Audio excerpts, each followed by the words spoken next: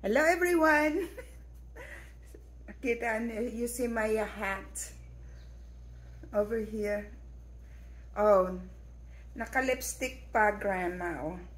So itong malapad to guys itong hat na to. Kaso nga lang nung linabhang ko, parang nag-shrunk siya. Kaya ganito ang naging hitsura. Oh, di ba naka-lipstick pa tong lula ninyo? Loko-lokong lula. Hay nako guys, so ngayong umaga na to ay, teka nga, nakikita nyo ba ako? Kasi parang bulag. So ngayong umaga na to guys ay magtatanim-taniman itong lula nyo.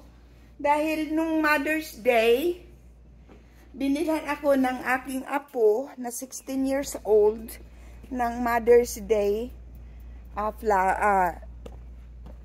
fruit tray. Alibangbang na yan, oh. Kanina pa ako pinopork nitong pakit. Ito ay binili ng apo ko. Ano to? Figs. Figs daw to na prutas. Parang ano na yata. Diligan ko nga konti. Kasi namumo. Kailangan na siya itanim. Ngayon naghahanap ako ng lugar kung saan ko itatanim siya. Guys, hindi ko alam kung yung lugar na yan, yung itong pigs na to ay hindi ko alam kung magandang ilalagay ko to sa harapan ng bahay. Kasi sa likuran, hindi ko alam kung mabubuhay yan. Tingnan ko nga sa likuran. Guys, dito ko itatanim ang aking anonymous unknown fruit. I don't know what kind of fruit is this. I found in the middle of the yard here. And I know it was one of the Asian fruits that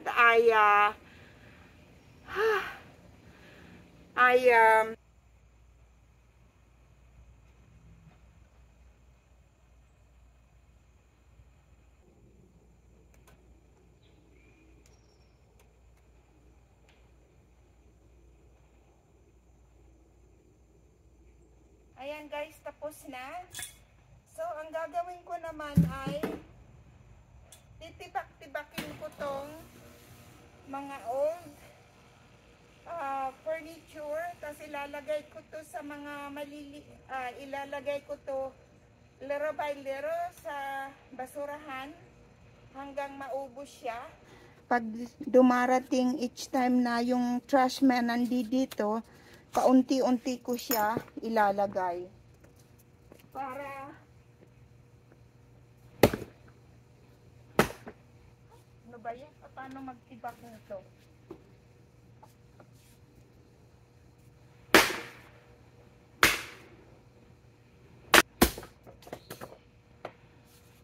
Magluluto ka sa kahoy, kaya puro basura. Hello guys! Welcome back again. So after ng aking harabas doon sa labas guys, ay ngayon naman ay nagluluto ako ng aming dinner. Aywan ko kung anong itatawag ko dito pero ginawa ko to guys ng matagal na, pero ang sarap nito. Ground beef ito at lulutuin ko, ihahalo ko yung bigas at ibibake ko ng 1 hour, 45 to 1 hour sa 350 degree sa oven. Masarap yan. Kasi halo-haloin ko lang yan.